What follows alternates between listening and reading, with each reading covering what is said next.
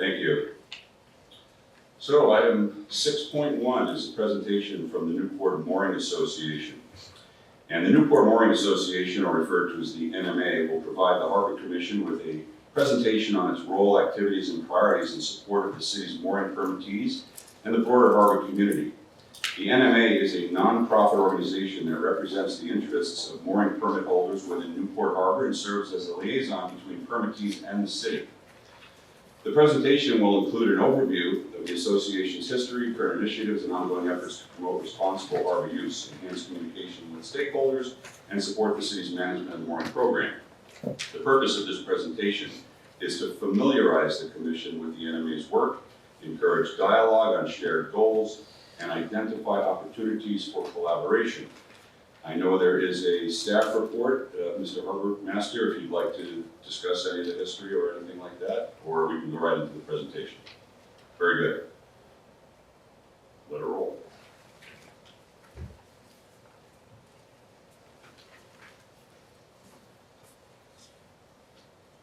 Good evening.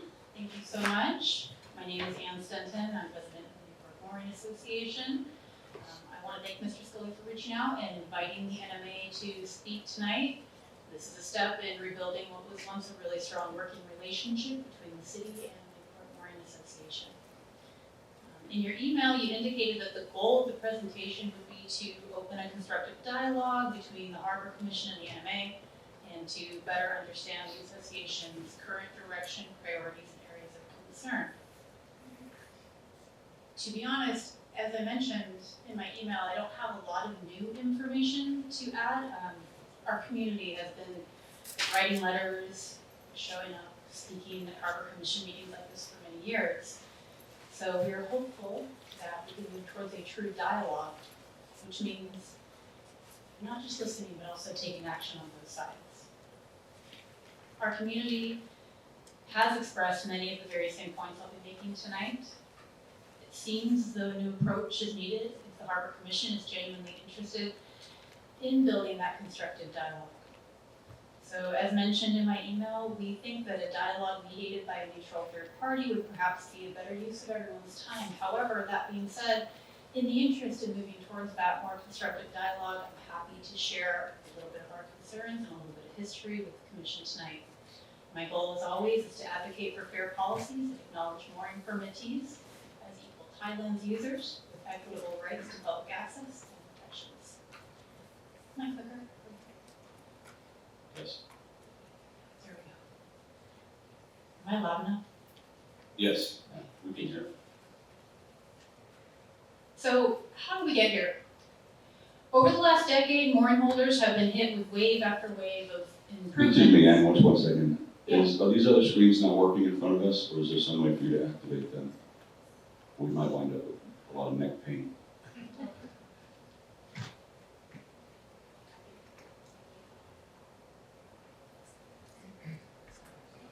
Well, we can use the paper copies too.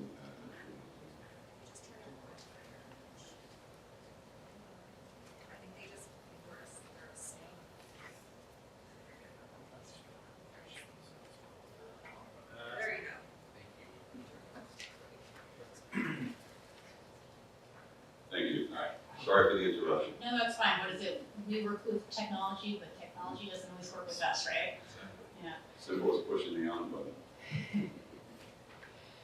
So over the past decade, mooring holders have been hit with wave after wave of these improvements. As a coastal commissioner put it, the experts in the room, the mooring holders, have not always been consulted in a meaningful way when many of these improvements were conceived.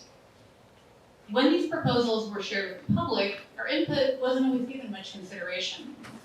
It often feels like these changes are being done to us and not with us, and we're looking for that to change. So focusing on the last 3 years in particular, here are a few examples. In 2022, we saw a huge rate increase proposed for shore moorings. Luckily, that did not go through. We also saw a proposal floated to set aside $1 million a year for 30 years for the city to buy back moorings. In 2023, mooring holders were assured by city officials that moorings would be transferable in perpetuity. And the mooring realignment plan was pushed forward despite valid safety and access concerns.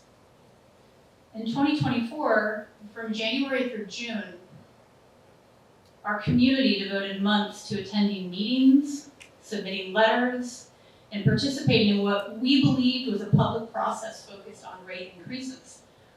All that effort was swept aside in July with a last-minute recommendation to both raise rates and convert mooring permits to licenses, which this commission gave its blessing to.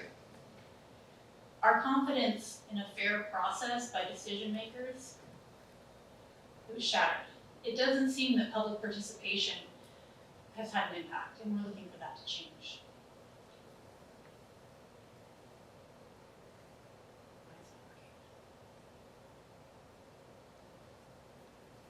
So the California Constitution and the public trust doctrine require openness, fairness, and public participation, but we have some concerns. We've had some broken promises where the commission and the city employees have not always followed through on promises or declared intentions. We've seen disparate treatment, where discriminatory treatment of mooring permittees versus peer permittees, yacht clubs, and associations has resulted in inequitable treatment or outcomes for similar or equivalent uses of the tidelands. There we go. Unequal tidelands rates and contributions have resulted. We see mooring permittees contributing substantially more to the tidelands fund than residential peer permittees and others, despite similar numbers of permits. Mooring permittees face drastically increasing rates compared to peer permittees.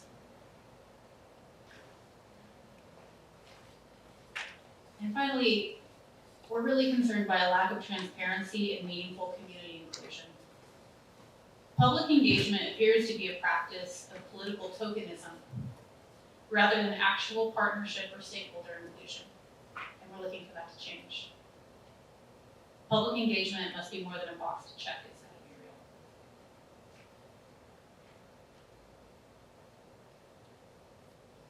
Okay, I'm not sure if this video is going to work or not, but I would like to play it. I did submit it separately, so I don't know if it needs to be pulled up separately or if it will work.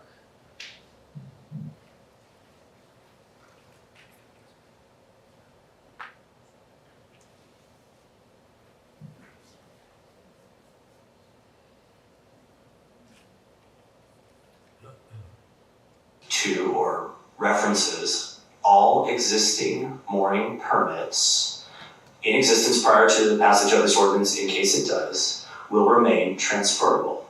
And the Harbor Department's process as it is today, and whether you pass this or not, is a mooring permit is a mooring permit is a mooring permit is a mooring permit in perpetuity until either revoked or sorry, there's no word, but surrendered. Thank you very much. So. Go back to the slides. That's the only video I'll play. So that's an example of a broken promise. We were told in public that moorings would be transferable in perpetuity by Mr. Blank. Also, Aaron Hart confirmed it in the meeting or said that in the meeting. And a year later, we had a surprise proposal that did just the opposite, right? It's that whiplash policymaking. How are we supposed to trust that the grandfathered rates would have actually been implemented or kept when we see this back and forth, right? It's very confusing and stressful.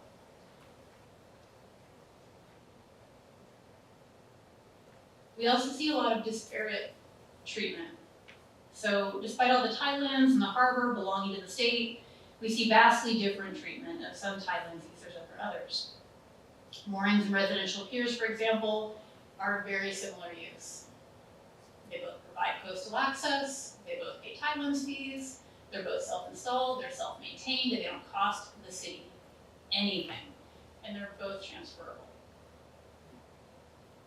Obviously, we're all aware the rates, though, are very different. We also see the treatment as being very different. For a residential pier, homeowners of piers can rent them out for profit. The permits are limited to real property owners.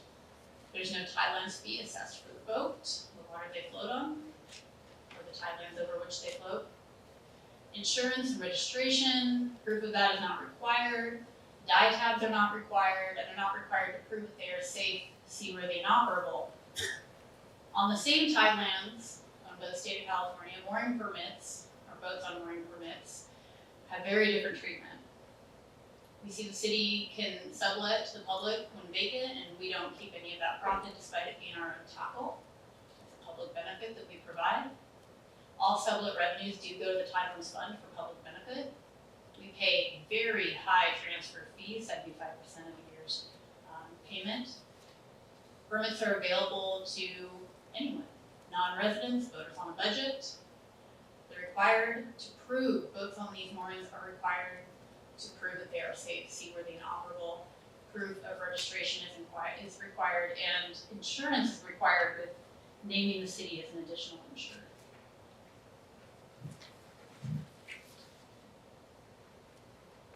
City data also shows that mooring holders pay more into the Tidelands Fund than residential and commercial piers.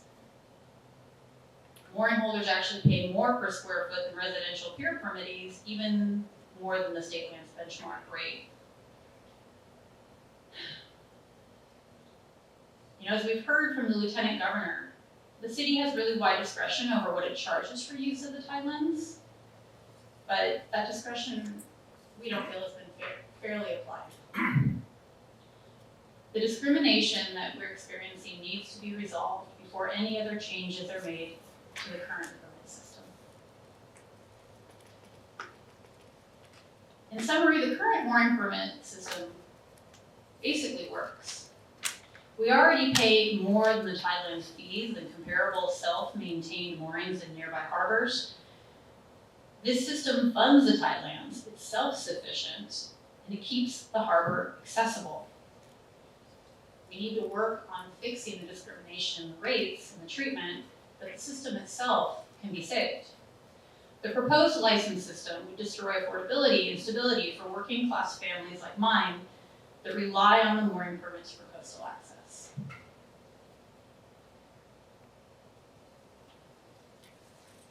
Licenses would mean a lot of changes to our community. Ending transferability would harm our working class community, prohibiting liveaboards even though we are facing a housing crisis that is unlikely to go away anytime soon. And then there's the month-to-month instability that would interfere with long-term sailing plans. Like when my family went to Mexico for a year when I was in 7th grade, we knew we had a mooring to come back to. This is not the path towards equitable treatment. So moving forward, we don't think the solution is very complicated. We're looking for parity with similar permittees. There's a lot of discretion that the city has over the Tidelands and how they're managed, and we know that this is a room of really smart people that can figure out a way to make that happen. We're looking for preservation of the liveaboard system for current and future boaters. We're looking for an active seat at the table for mooring holders when changes are being discussed. And we're looking for a new approach to constructive dialogue between the Harbor Commission and the NMA. My dad used to tell me that insanity is doing the same thing over and over and expecting a different outcome. And we've been coming and speaking.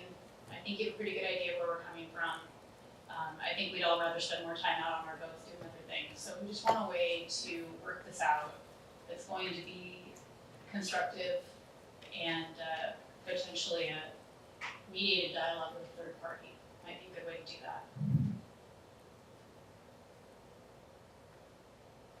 not going to try to make that play. Okay. So I'll end with this one question. How will this commission and city leaders prove to the mooring community the city is working to ensure equitable treatment on behalf of all Tidelands users and not just them? Thank you. Thank you for the presentation. Before I open it up to commissioners to give you the opportunity for some feedback and maybe any questions that commissioners have, I just want to address a couple of things that you have in your slide presentation. And again, first I want to thank you. I understand the concerns for constructive dialogue for sure, and your other concerns are also clear. But I do want to reference slides 2 and 3 that state broken promises and public assurance of mooring transfer in perpetuity, respectively. So I believe these statements may be false and misleading. Additionally, the video is a subsection of a city council meeting that may be taken out of context and may also be misleading. A mooring permit, as stated in the mooring permit agreement signed by mooring permittees and is set forth in Title 17, is essentially a temporary right to moor a vessel over public tidelands held in trust by the city of Newport Beach for the state of California. However, practice has been to renew these permits annually as they become due and allow for transferability. This hasn't changed on the mooring permits that exist today. Additionally, in the video, Harbor Master Blank was referring to whether the new city license program would affect the transferability of the existing mooring permits.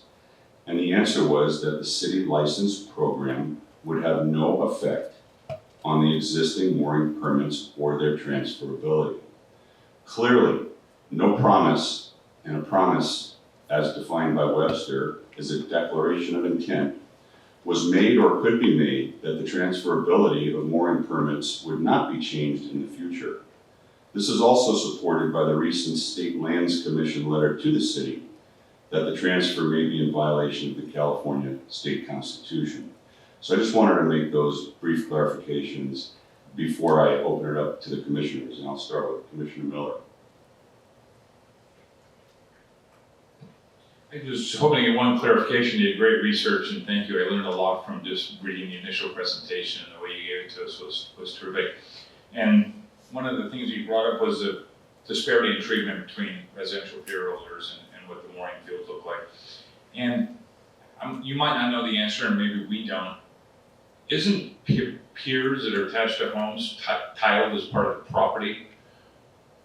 It's separate from that. I've heard. They're on public tidelands. Really Now they're over public tidelands, but the owner of the pier, unlike the owner of the mooring, is different. I'm just wondering what your opinion is on the clarification of that. Because when I started looking into it, I know when you transfer title, let's say you live on Leo Island and you have a dock that goes with that, it's part of the title of the home on a transfer.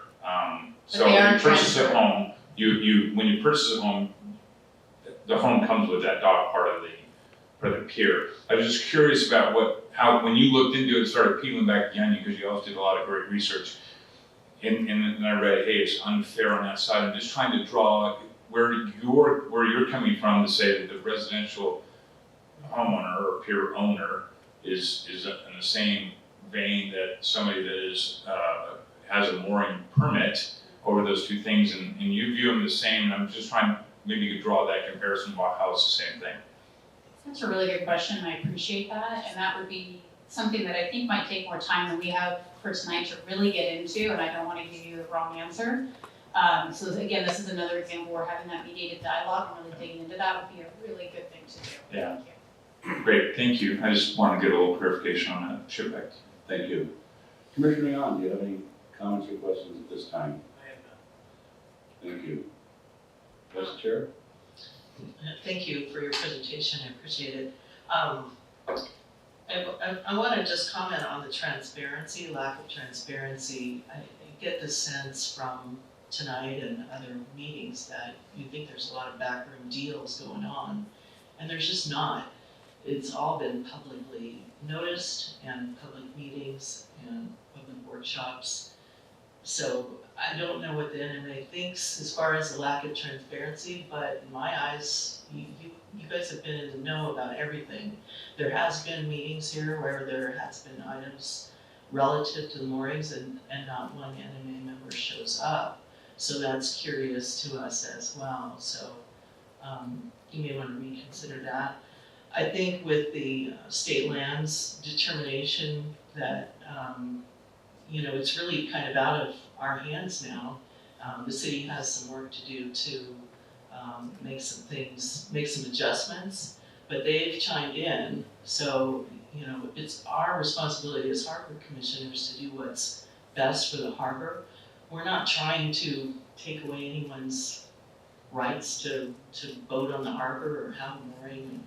It's not this insidious thing that we're up here doing. We're trying to make betterments. The sense that I get also is that every time we try to bring something forward, such as a pilot program for a mooring realignment, it doesn't get a positive, it gets no positivity from the NMA. Everything we try to do is met with negativity. And, even a pilot program was pushed away. I don't know what Respond to to a do. couple of those, or Excuse me? can I respond to a couple of those? I don't know. Yeah, it's not a Q&A. Oh, okay. I prefer Then that's if you- fine. I'll go I ahead prefer and, if you let the vice chair finish her statement Yeah, yeah. first. Go right back. We can ask Yeah, questions. we can ask questions. Okay, Vice so so Chair. just to be clear, you can ask questions, but I'm not responding at this No, time. you can respond to questions. Oh, yes, okay. We'd love you to. No, I lost my train of thought. What was I? Anything more in the language? Yeah, so it just, you say to us that you want a collaborative approach, but having sat on this commission for several years now and heard many items involving moorings, it doesn't feel that way to me.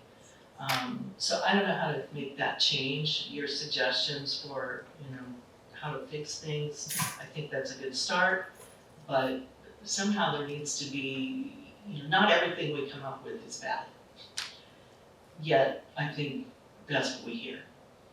So I'll leave it at that. Thank you. Commissioner Sarchet, Am I allowed to respond, or is that, no? I don't think there are any questions. No comment. Commissioner Williams? Yeah, I'm having a hard time with this. I want to respond as a civilian, not as a harbor commissioner. How do I go about doing that? Look, like I've been on this harbor commission 5 years. I will continue to reiterate that I feel like the leadership of the NMA has done a disservice to the folks that are paying whatever dues they're paying to the NMA. I missed the slide on how folks are getting 30, 40, 50 grand for the moorings. Do you have that in here? Am I allowed to respond? Sure. Or that's something that I think we could really sit down and have a dialogue. Why sit down? We all know it, right? Like, why do we need to Because do a it's not macro meeting? That's not a fair, I don't feel that that's a fair representation of what's actually happening. All that was fluff. Like, if you would have led with, hey, we were asleep at the wheel. We had folks selling moorings for a tremendous amount of money that we all know is a problem, and we're all gonna work together to fix it.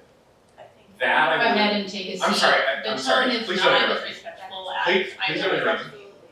I let you talk. Yeah, I know. If you would have led with, that's our problem as the NMA, I would have had respect for the presentation. But we sat here through 10 slides of nothingness to come back to like, this is the piece that nobody wants to talk about.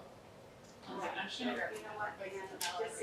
Point of order, his comments should be to the chair and Okay, through the chair. first off, Please, You're point of order. not in a position to speak. My Ms. Stenton, I please, just wanna make sure I please get everything continue since if I'm you not like. allowed to respond. Yeah, that's, No, and just, You were asked a question. If you'd like to answer, you may. If not, that's okay. this is not, I have no further comments. yes, I bet. That's cute. Thank you, Commissioner Williams. Secretary Scully? Well, and thank you for coming here this evening and giving us your presentation. And, we seem to, we're stuck in this morass of this historical back and forth in terms of, how the Harbor Commission runs, how it operates and how it runs, and how the Newport Mooring Association communicates. I've been on the Harbor Commission for 6 years, and I've had meetings specifically asked of me to meet with the Newport Mooring Association, and they were completely unproductive. Personally, I'm glad you're the president of the Newport Mooring Association, because I think you can have a dialogue. I think you can talk, and you can articulate what your position is. And, as a Harbor Commission, I'm fully prepared and willing to sit down with you and talk through those issues. But there's, we're kind of on opposite ends of the spectrum when it comes to the requirements of the responsibilities that we have as it relates to appraisals, and as it relates to pricing, as it relates to the Tideland funds. And all of this stuff is not apples to apples to apples. I mean, a commercial marina is not the same as an individual mooring permit. And we can call that discrimination, but, and by the way, I've said this before many times in NMA meetings, I hate that word. It's not meant for moorings and pricing of moorings. It's meant for a horrible situation that is that has and could go on. And I was really looking for this meeting to be not so much of looking back and saying what's wrong, as it is about how do we move forward today. And I was in business for a lot of years, and I had people come to me and say, I need a third party to mediate our relationships. Those don't work. There's absolutely don't work, in my opinion. Two intelligent people, 5 intelligent people can sit in a room and articulate their positions, and maybe we agree to disagree, but we can understand it. And I would also like to say, and I think the NMA has, pay attention to our objectives.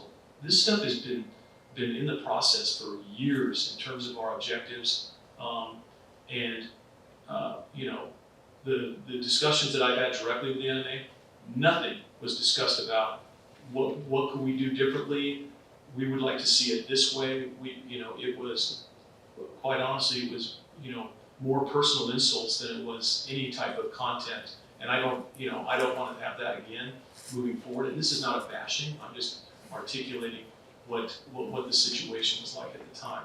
So I would like to move forward. The moorings in our harbor are a big deal for this Harbor Commission.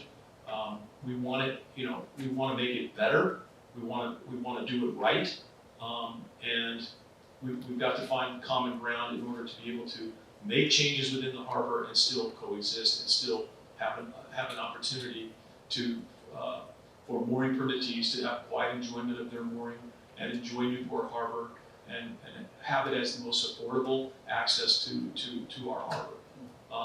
And I'm all for that. So it's all about how we move forward from here, in my opinion. I don't have any questions. Thank you. And I would like to make one other comment, if I may.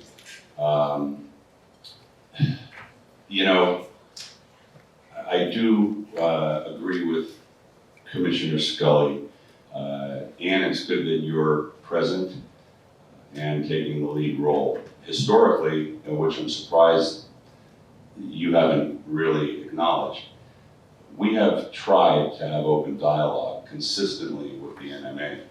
The video that you showed just in your presentation, that was the result that, if I remember correctly, it was over 20 public meetings that addressed that issue, and including open stakeholder meetings, which were, again, it's going back a few years, but there were at least 2 or 3 open stakeholder meetings, and there was at least 1, if not 2, private meetings with the NMA.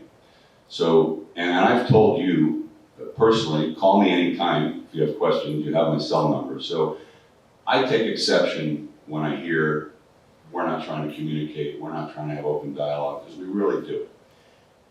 The fact that this commission or the city council doesn't always agree with the NMA's position does not mean there hasn't been open dialogue, because we want to keep that. And I can assure you going forward that any reach out that you make will be responded to, and we're happy to discuss whatever the issues are. So I hope you can appreciate that. And with that, I will open it up to public comments.